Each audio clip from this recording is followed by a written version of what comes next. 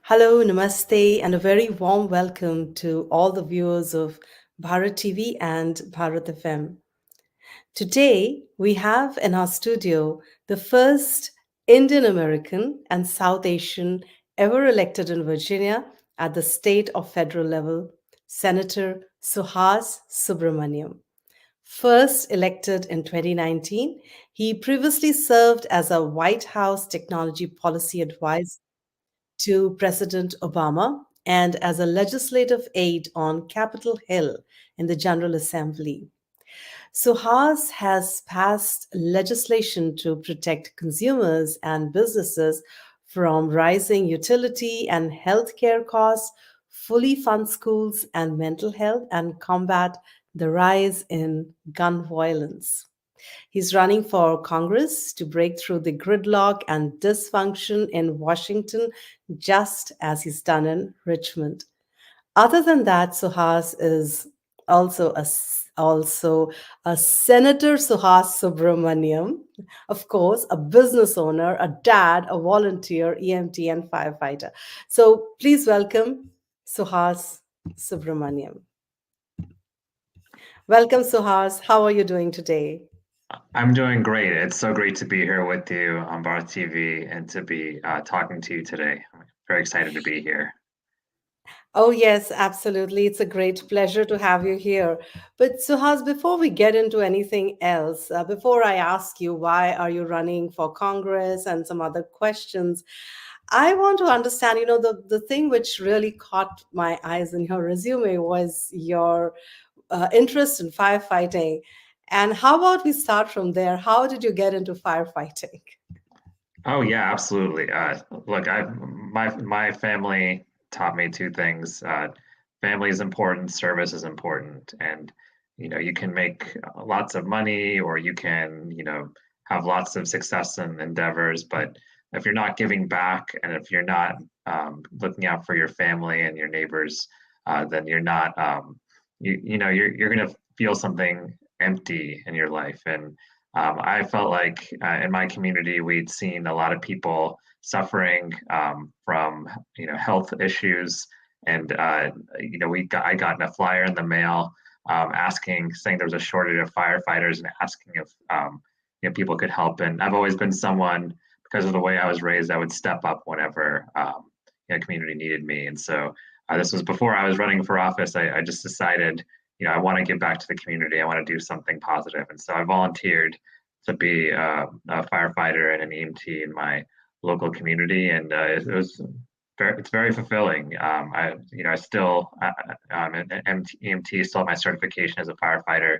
Not as much time to do it now that I'm a senator, but at the same time, I've always tried to, serve people in their hardest times. And so that's why I did it. And that's, part of the reason what drives me is because it's a great way to be able to serve the community. Very true. What a beautiful way to serve others. So now this is tied to my next question, and now you can answer the question that why are you running for Congress? Yes, service, of course, is one of the main reasons, as you mentioned. You definitely have a beautiful soul that wants to serve, but we also want to know what are the other reasons why you want to run for Congress.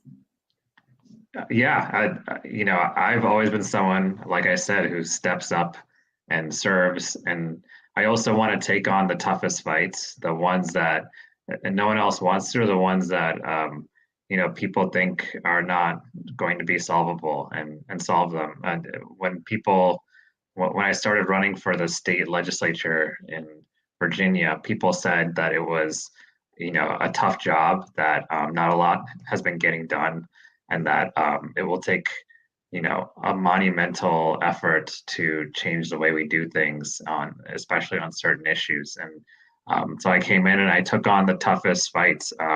Took on monopoly utility companies. I took on the pharmaceutical lobby, and I won. I was able to help bring transparency to prescription drug pricing, and I was able to help lower utility costs. And I see in Congress, people are losing faith in our institutions in America, and the Congress's popularity is at an all-time low, and it's been the most unproductive Congress ever this year, and something's broken there, and I want to fix it. I believe I can fix it because I've done it my whole career. I've fixed tough problems my whole career, and I want to do it again. And I think it would be a great way, a great service to our community here in Virginia, which suffers every single time there is a government shutdown or even the threat of a government shutdown because people holding the budget hostage. That's just one example of how Congress affects us so much here in Northern Virginia. So I want to be part of the solution, and to be a part of the solution, you have to step up and take on the hard fights. And in this case, it's being in Congress at a time when people in Congress say it's a bad job, it's a tough fight. People have told me, why don't you just stay in the state senate? You have a great job right now, and it's much easier. But I want to do not what's easiest, but what's most impactful. And so I believe that this is an opportunity to impact my community in a positive way. So, why do you think, Senator Suhas, that people in general are losing faith or losing their trust in political leadership? And how do you think you will be able to make a positive change if you come to power? Yeah, absolutely. Think of Congress as just another person, right? If what makes you trust someone? The first thing is if that person does what they say they'll do, right? And in this case, Congress is not doing what we vote our members of Congress in to do. In a lot of cases, it's not because of each individual member, but I think it's because the system that has arisen is not working for everyone. It's one that encourages people to divide each other rather than unite and solve common problems. It's a system where whoever attacks someone on Twitter and gets the most tweets ends up winning elections and getting the most recognition. And so that system that's dividing us, the way to solve it is to start a new movement of legislator who will actually unite us, who will work across the aisle, who will find common ground. And so, in order to fulfill the promises to the people that elect them, we have to find common ground and solve the problems we sought to solve instead of just saying things and not following through. So, just like you wouldn't trust a person if they told you they would go do something for you and then never did it. So that's one reason. The second reason is every time people interact with their government generally, they're not having a great experience. I served in the Obama White House, and one of my main missions was I was a technology advisor, but what that really meant was to actually see if we could leverage technology and innovation to give people a better experience with government and their government services. And so think of like when you go to the DMV or when you go try to get a visa, or even if you're someone who's trying to get a green card, you're on H-1B, and it's an incredibly arduous process. It takes many years. The DMV takes many hours in some cases, but we've started trying to solve these issues and give people a better interaction with their government. So we live in a country where you can get a pizza on an app in 5 minutes, but to get it's basic government services takes phone calls and printing out PDFs and hoping that the other side receive them. And I think we can do better. So, trust is earned. And so we need leaders who will seek to earn that trust rather than just go with the flow or just accept the system and give up. And I want to be more than just someone who goes with the flow. I want to restore that trust in people. Senator Suhas, most of our audience is Indian American, and you mentioned that the pain. You mentioned the pain that they go through when they need the visa, and I know from quite a few of our relatives. And yes, indeed, it is a painful process to the extent that sometimes they even fear losing their jobs. So, how do you how do you plan to help in this? I mean, help get them some relief by making this process easier for them? I think this is a question which a lot of our audience will have for you if you're elected as for this position.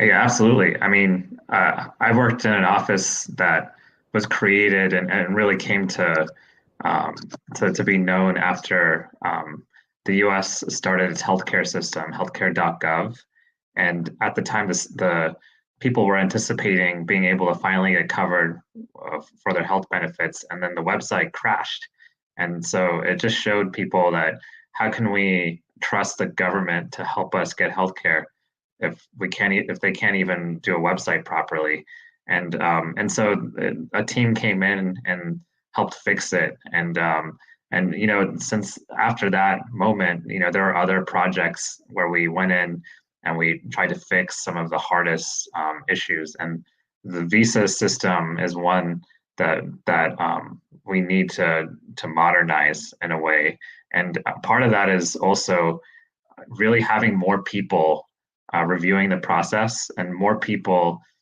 who can take those appointments and take them on an emergency basis even. So it's not just, so one, it's a technology problem. Certainly you can modernize the system.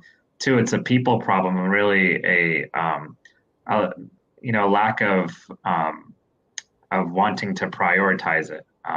Immigrants are people who do not vote and do not have a voice in a lot of ways if we don't give them a voice. And so, I've my whole career, I worked on the Dream Act to help immigrants, people from immigrant families, be able to stay here.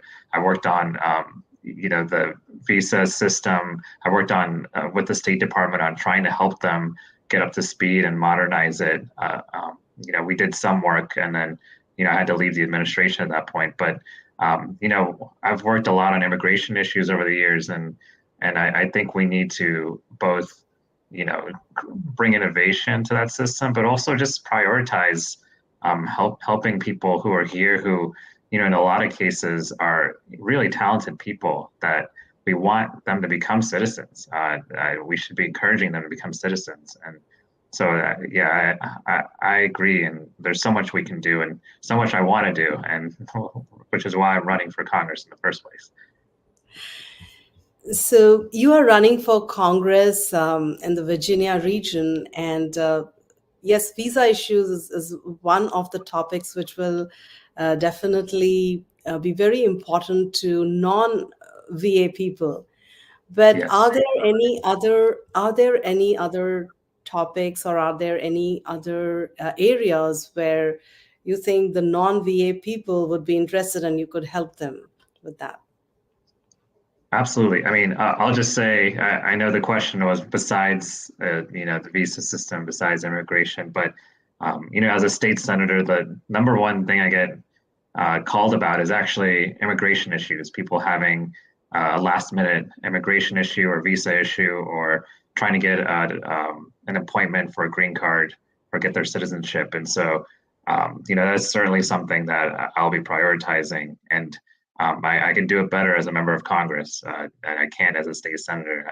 But more than that, a lot of people in my community, Northern Virginia, are government contractors or work for the government, are connected to the government in certain ways. And there's the two things that I really care about. One is, first of all, just even like I mentioned, even the threat of a government shutdown, or even any sort of threat of a budget not being, carried through, is a very, very existential threat to our community. It's what it means is that people don't get paid during that time, or people have to figure out or anticipate whether they'll get a paycheck, even if there's a threat. And then even the businesses who those government workers patron will also suffer directly or indirectly. If you have a restaurant in the community and you people come because they work for the government and they're not getting their paychecks, that means the restaurant's not getting their patrons coming. So it's very, very critical to our economy. It's almost like our economy crashes every time there's any sort of shutdown. But and then the second thing is there's those same people, they bring a lot of like really important services to the government.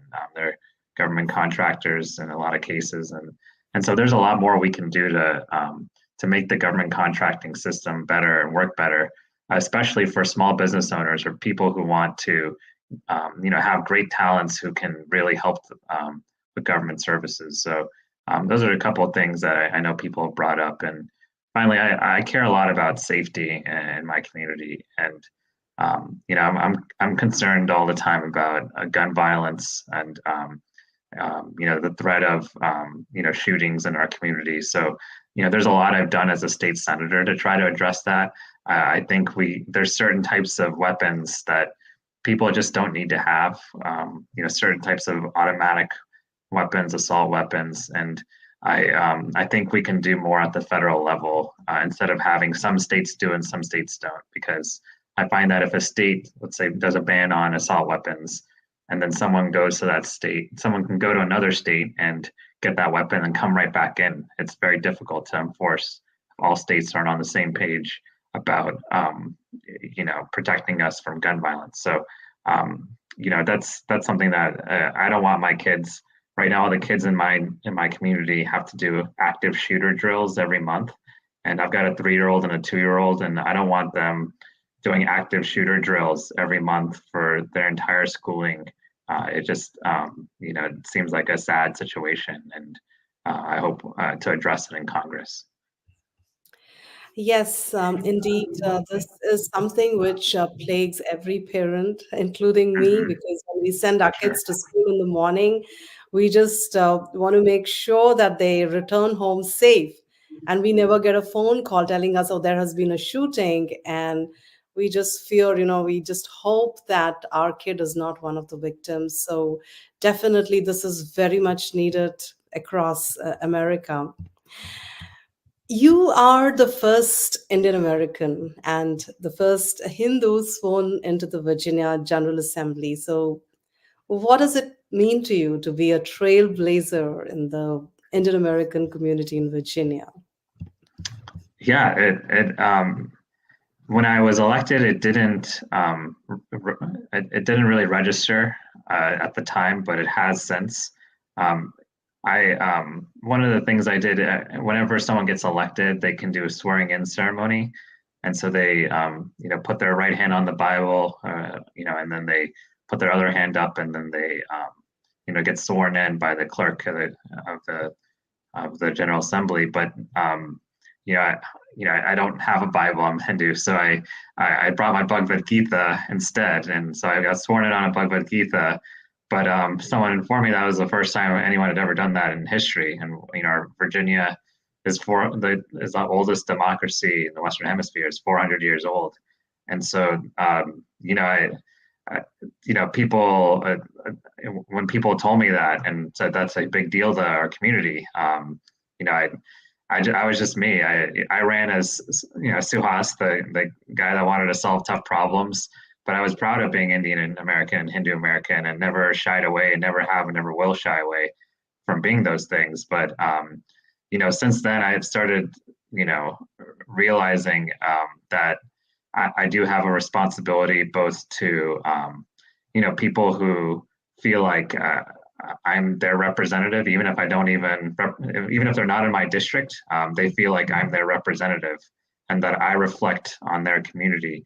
I have people from all over the state of Virginia, Commonwealth of Virginia, who email me or call me because they're Indian American, and they don't know their own delegate or senator, but they know me, and so they ask me for help, and I always help them. It's something that I take time to do, and the other thing is I think I told people I wanted to be, once I was the first Indian and Hindu and South Asian, I didn't want to be the last, and so since I was elected, we've grown. We have an Asian American caucus now of 7 people. One other Indian American was elected this year. When I left the House to go to the Senate, I wanted to make sure that an Indian American had an opportunity to run, and one ran and won. And I want to continue to encourage Indian Americans and Hindu Americans to get involved and have a seat at the table. And so so yeah, that's kind of what it means to me now. And it's I want to pass on um, the these values to my kids as well, and I want them to see that it's not the exception or not historic. It's normal for an Indian American or Hindu American to get elected. Senator Suhas, it's very encouraging to hear your thoughts. In the recent past, there has been rise in Hinduphobia across America, and bills like SB 403 have come into had tried to come into existence, but of course they were vetoed. And there was something which really worried quite a few of us, thinking about our next generation and how it's going to impact us in our current jobs. What are your thoughts on Hinduphobia and on uh, bills like SB 403? Yeah, I will say just generally, there's a rise in hate generally. We've never, since I've been alive, I've never seen more divisions in our country. When I was growing up, my neighbors didn't care if I was Hindu or not. They were interested, but they didn't care. That they knew my skin color was different. But so they would ask questions about that. But there was racism. There still is racism, but I'm seeing now that it's very easy to divide us. There's so many divisive issues, and when I see things like that, and I just say that we have to move past what divides us. We have to move past the hate and the attacks, and we have to get to a place where we accept each other for who we are. And so when I, am in my district and people invite me to events, I go everywhere. If the church invites me, I go to the church. If the mosque invites me, I go to the mosque. Temple, of course, I go, and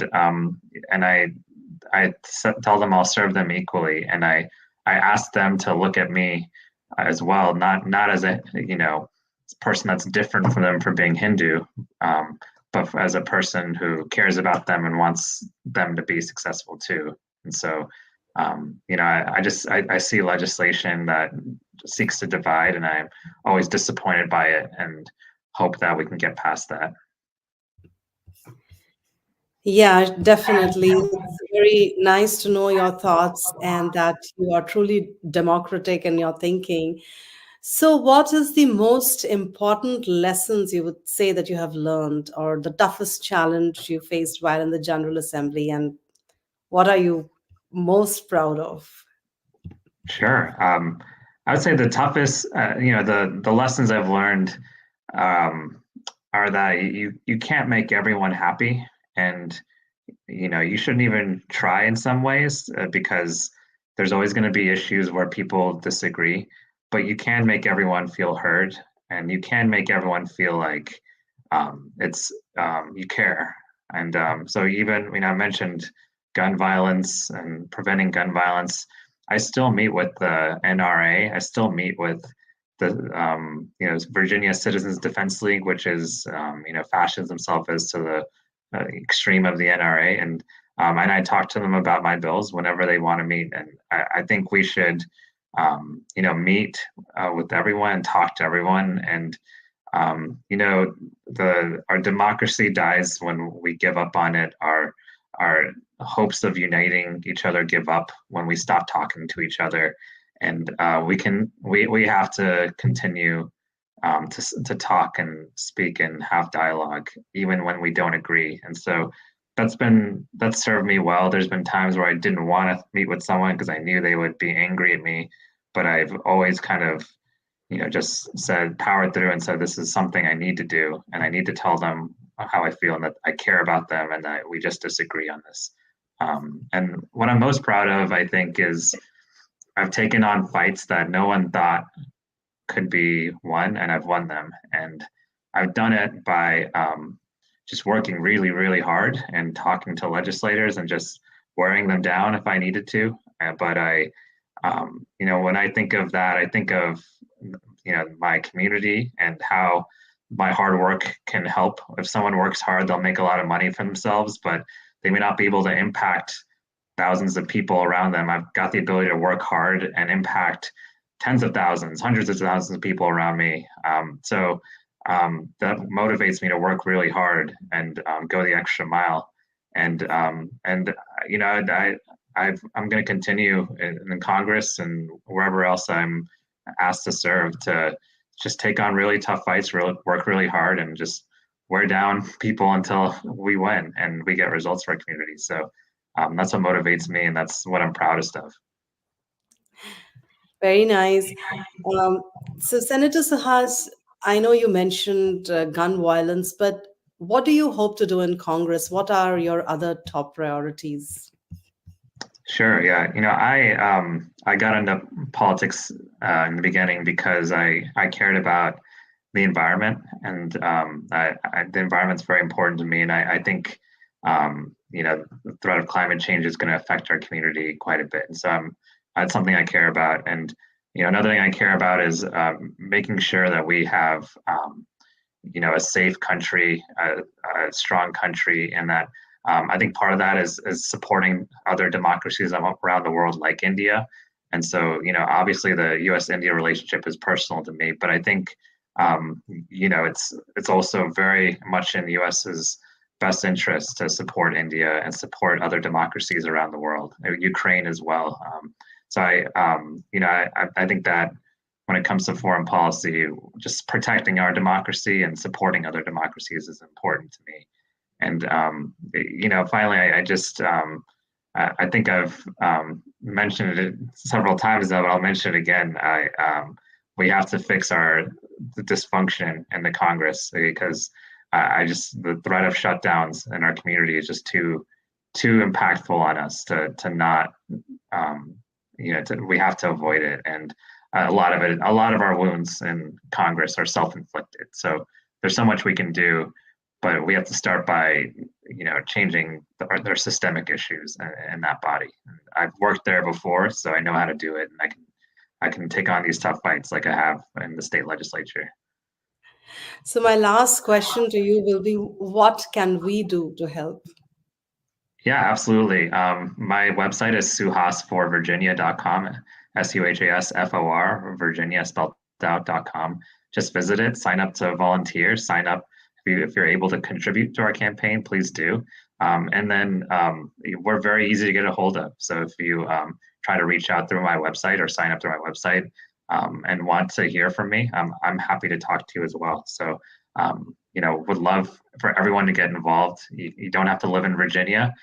There's so many ways you can help, but we have a really good chance of winning this campaign. And it's been a long time since we've elected a South Asian, Indian American to Congress. I don't think we've elected a Hindu American to Congress in the U.S. South before, and so it would be a great thing, I think, as well. And either way, I love to serve people, and so people can reach out to me regardless if they need help with anything or need to be connected to someone.